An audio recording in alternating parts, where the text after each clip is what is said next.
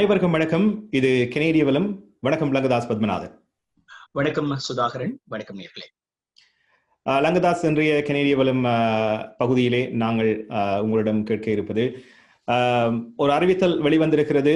இது இந்த வருடம் நடைபெறுமா, அடுத்த வருடம் ஆரம்பத்தில் நடைபெறுமா, அல்லது அடுத்த வருட இறுதியிலா, இப்படி பலவிதமான கருத்துக்கள் இருக்கின்றன. நான் குறிப்பிட்டு பேசுவது ஒரு தேர்தல் ஒன்றுக்கான அழைப்பு.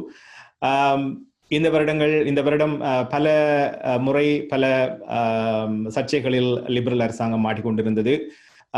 இப்பொழுது இந்த COVID-19 நோய் தொற்று பரவல் மத்தியிலே ஓரளவுக்கு இந்த தடுப்பூசிகள் வந்து அடுத்த வருடம் ஏப்ரல் மே பகுதியிலே இன்னும் ஒரு தேர்தல் இடம்பெறலாம் என்று எதிர்பார்ப்பு நிலவுகிறது. அந்த வகையில் இன்றைய அறிவித்தல் லிபரல் கட்சியினால் வெளியிடப்பட்டிருக்கிறது. குறிப்பாக கனடிய பிரதமர் ஜஸ்டின் ட்ரூடோ அவர்கள் பல பகுதிகளில் இருக்கின்ற வேட்பாளர்களுக்கான ஒரு அறிவித்தலாக, ஒரு அழைப்பாக இது வெளியிடப்பட்டிருக்கிறது.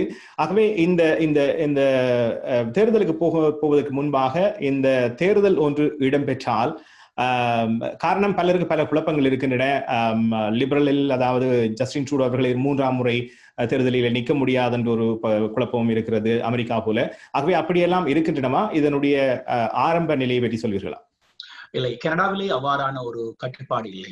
அமெரிக்காவிலே அது ஜனாதிபதி தேர்தல் என்ற காரணத்தினால் ஒருவர் 2 முறைதான் ஜனாதிபதியாக தெரிவாகலாம் என்ற ஒரு நிலை ஒன்று இருக்கிறது.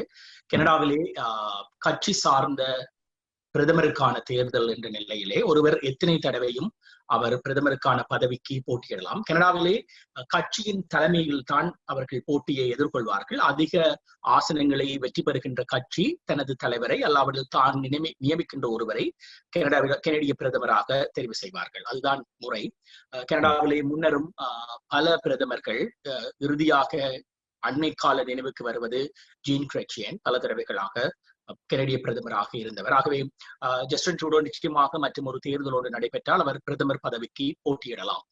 அந்த கேள்விக்கான பதில் அதாகத்தான் இருக்கும். இப்பொழுது இந்த அறிவித்தல் வெளிவந்திருக்கிறது, வேட்பாளர்களுக்கான அறிவித்தல். ஆகவே அதுவும் குறிப்பாக லிபரல் அரசாங்கத்திடமிருந்து இந்த அறிவித்தல் வெளிவந்திருக்கிறது. ஆகவே இது ஓரளவுக்கு இந்த கோவிட் தடுப்பூசி பிரச்சனை ஓரளவுக்கு நிறைவுக்கு வருகின்ற பொழுது, வருகின்ற இலை துளிர் காலத்திலே ஒரு தேர்தல் வருவதற்கான முன்னேற்பாடாக இது இருக்கலாமா? இந்த அறிவித்தல் 2 வகைப்படுகின்றது. ஒன்று, வழமையாகவே ஒரு வருடம் நிறைவுக்கு வருகின்ற போது கட்சிகள் தங்களுடைய கட்சிக்கான நிதி சேகரிப்பு ஒன்றை நடாத்துவார்கள். வழமையாக இந்த நிதி சேகரிப்பு என்பது ஒரு இரவு விருந்தாகவோ அல்லாவிட ஒரு விருந்து நிகழ்வாகவோ நடைபெறுவது. இம்முறை அவ்வாறு நடைபெறுவதற்கான சாத்தியக்கூறு இல்லை என்ற காரணத்தினால்தான் நீங்கள் குறிப்பிடுகின்ற பிரதமர் ஜஸ்டின் ட்ரூடோ அவர்கள் வெளியிட்ட அந்த வீடியோ லிபரல் கட்சியினுடைய இணையதளத்திலே நேற்று இரவு, செவ்வாய்க்கிழமை இரவு வெளியாகிறது. அந்த வீடியோவின் தகவல் கொஞ்சம் நிதி சேகரிப்பு என்ற நிலையை தாண்டியும் இருந்ததுதான் இது இந்த பேசு பொருளாக இப்பொழுது அமைந்திருக்கிறது. அதாவது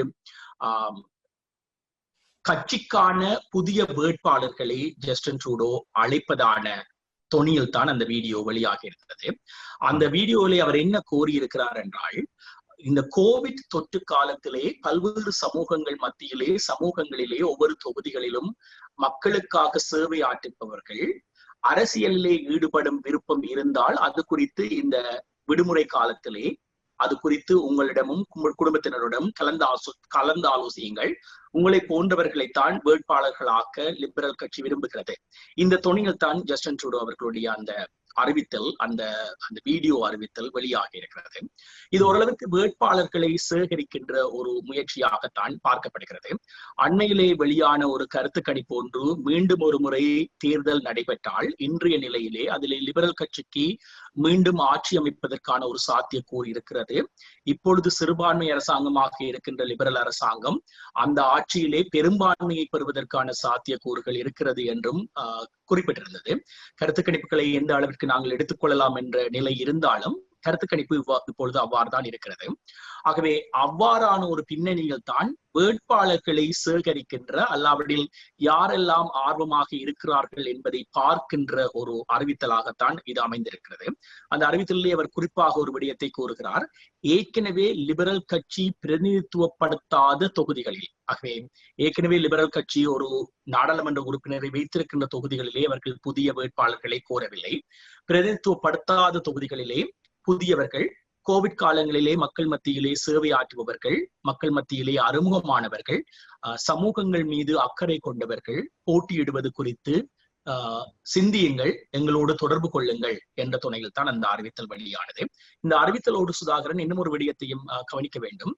இப்பொழுது லிபரல் கட்சியின் சார்பிலே நாடாளுமன்ற உறுப்பினர்களாக இருக்கின்ற 20 பேரின் பெயர்கள் எமது முதல் 20 வேட்பாளர்கள் என்ற தலைப்பின் கீழ் அந்த அறிவித்தலோடு சேர்ந்து வெளியிடப்பட்டிருக்கிறது. தமிழர்களுக்கு நன்கு அறிமுகமான கெரி ஆனந்த சங்கரியனுடைய பேரும் அங்கே இருக்கிறது. மார்க்கம் தொகுதியிலே நாடாளுமன்ற உறுப்பினராகவும் அமைச்சராகவும் இருக்கின்ற மெரி இங்கினுடைய பெயர் இருக்கிறது. ஸ்காப்ரோ தொகுதியிலே நாடாளுமன்ற உறுப்பினராக இருக்கின்ற சல்மா சயீதுடைய பெயர் அந்த அந்த அந்த அறிவித்தலில் இருக்கிறது. ஆகவே ஏற்கனவே இருக்கின்றவர்களை பிரதிநிதித்துவப்படுத்துகின்ற தொகுதி தவிர்ந்த தொகுதிகளிலே தான் அவர்கள் இந்த புதிய வேட்பாளர்களை கோருகிறார்கள். இது ஒரு வேட்பாளர் கோரலாகத்தான் பார்க்கப்பட வேண்டும்.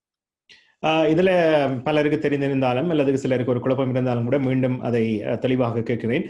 ஆகவே இது ஏற்கனவே லிபரல் பெற்ற இடங்கள் இல்லாமல், ஏற்கனவே லிபரல் இல்லாமல் கன்சர்வேட்டிவோ என்டிபோ ஏனைய கட்சிகள் இருக்கின்ற தொகுதியில் ஏற்கனவே ஒருவர் லிபரல் கட்சியிலேயே போட்டியிட்டு அவர் தோல்வி அடைந்திருந்தால் எப்படி இது பார்க்கப்படலாம் என்று நினைக்கிறீர்கள்? அதாவது புதிய ஒருவர் நான் இந்த தொகுதியிலே நிற்கப் போகிறேன் என்று லிபரல் அரசாங்கத்தை கேட்டால், ஏற்கனவே ஒருவர் கடந்த முறை தோல்வி அடைந்திருந்தால் அது எப்படி சரி செய்யப்படும்?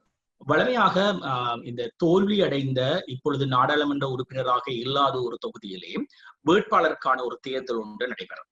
ஆகவே ஏற்கனவே ஒரு உதாரணத்துக்கு வைத்துக் கொள்வோம். ஒரு கன்சர்வேட்டிவ் கட்சியினுடைய நாடாளுமன்ற உறுப்பினர் இப்பொழுது பிரதிநிதித்துவப்படுத்துகின்ற ஒரு தொகுதி என்று வைத்துக் கொண்டால், அந்த தொகுதியிலே அடுத்த முறை லிபரல் கட்சிக்காக ஒருவர் போட்டியிட விரும்பினால், கடந்த முறை அந்த தொகுதியிலே போட்டியிட்டவரும் புதிதாக வருகின்றவர்களும் ஒரு வேட்பாளர் தேர்தல் ஒன்றிலே ஈடுபடுவார்கள். அநேகமான நேரங்களிலே, சில சமயங்களிலே லிபரல் கட்சி அல்லாவிடல் பிரதமர் ஜஸ்டின் ட்ரூடோ ஒரு வேட்பாளரை தானே நியமிக்கின்ற சம்பவங்களும் நடைபெற்றிருக்கின்றன. அதனால் பெரிய சர்ச்சைகள் எல்லாம் நடைபெற்றிருக்கின்றன.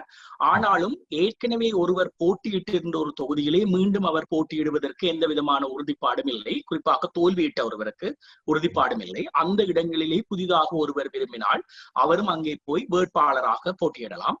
வேட்பாளராக போட்டியிட்டவர்கள் மத்தியிலே இருந்து தெரிவு செய்யப்படுபவர் தான் லிபரல் கட்சியினுடைய நாடாளுமன்ற உறுப்பினர் வேட்பாளராக போட்டியிடுவார் பொது தேர்தலில். ஆகவே அவ்வாறான தொகுதிகளுக்கு தான் இந்த ஜஸ்டின் ட்ரூடோ அவர்களுடைய இந்த அறிவித்தல், இந்த இணையதளம் ஊடான அறிவித்தல் வெளியாக இருக்கிறது.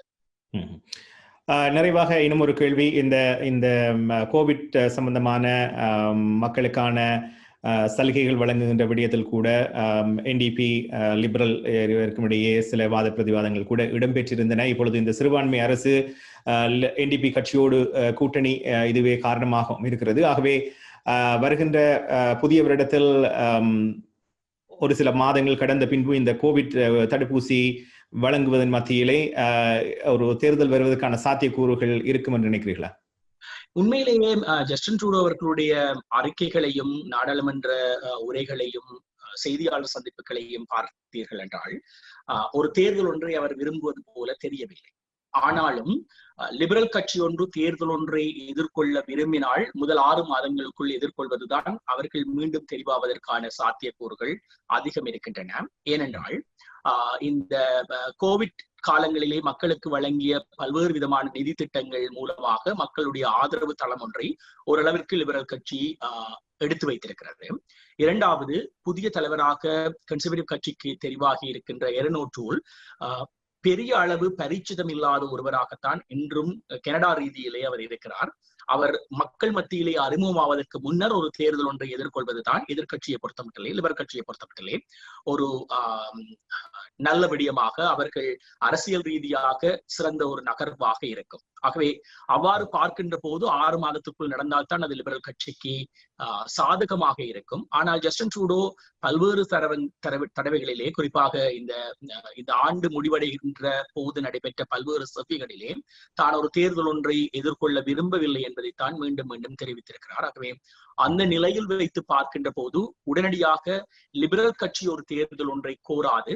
ஆனாலும் ஏனைய கட்சிகள் ஒரு தேர்தல் ஒன்று நடைபெறுவதற்கான ஒரு வாக்கெடுப்பின் மூலமாக அரசாங்கத்தை கவிழ்த்தால் அதற்கு தயாராக இருப்பதற்கு லிபரல் கட்சி தன்னை தயார்படுத்துகிறது என்பதுதான் நீங்கள் குறிப்பிட்ட இந்த சபையின் ஆரம்பத்திலே குறிப்பிட்ட அந்த ஜஸ்டின் ட்ரூடோனுடைய வீடியோ அமைந்திருக்கிறது. தேர்தல் ஒன்றுக்கு சாத்தியக்கூறு இருக்கிறதா? நிச்சயமாக சாத்தியக்கூறு இருக்கிறது சிறுபான்மை அரசாங்கத்திற்கு. இந்த சிறுபான்மை அரசாங்கம் ஆகக்கூடியது 2.5 வருடங்கள் தான் நிலைத்திருக்கும் என்பதுதான் எதிர்பார்ப்பு. இந்த வருடம் ஜூன் மாதம் வந்தால் 2 வருடங்கள் ஆகிவிடும். ஆகவே அதன் பின்னர் அந்த அரசாங்கம் நிலைத்திருக்குமா என்ற கேள்வி, சாத்தியக்கூறுகள் நிறையவே இருக்கின்றன தேர்தலுக்கு. அதற்கு முன்னர் இந்த கோவிட் தொற்றினுடைய பரவல் எந்த அளவுக்கு கட்டுப்பாட்டுக்குள் வருகிறது என்பது மிக முக்கியமானதாக இருக்கும். இங்க இன்னும் ஒரு விடயம் ஒன்றையும் குறிப்பிட வேண்டும். எலெக்ஷன்ஸ் கனடா தேர்தல் திணைக்களம் தேர்தல் காலத்திலே பணியாற்றுபவர்கள் மத்தியிலே ஒரு கேள்வி கொத்தொன்றை அன்னையிலே அனுப்பியிருந்தது. அந்த கேள்வி கொத்திலே எனக்கு தெரிந்த பலர் இந்த தேர்தலிலே கடந்த முறை பணியாற்றியிருந்தார்கள், உயர்மட்ட பணியாளர்களாக பணியாற்றியிருந்தார்கள். அவர்கள் மத்தியிலே இந்த கோவிட் மத்தியிலே தொற்றின் மத்தியிலே நீங்கள் தேர்தலிலே பணியாற்ற விரும்புகிறீர்களா, அதன் மாற்றங்களை நீங்கள் எதிர்கொள்ள தயாரா போன்ற விடயங்கள் அடங்கிய நான் கேள்விப்பட்டேன் சுமார் 20 முதல் 30 நிமிடங்கள் வரை எடுக்கின்ற ஒரு சர்வே ஒன்றை அனுப்பியிருந்தார்கள். ஆகவே எல்லோருமே தயாராகிறார்கள் தேர்தல் ஒன்றுக்கு. தேர்தல் நடைபெறுமா இல்லையா என்பதை 2 அல்லாவிடில் 3 கட்சிகள் தான் தீர்மானிக்க போகின்றன. ஆகவே நன்றி லங்கதாஸ் பத்மநாதன். அந்த செய்திகளுக்கும் தகவலுக்கும் நாங்கள் மீண்டும் இன்னொரு பொழுதில் சந்திப்போம். நன்றி சுதாகரன், வணக்கம்.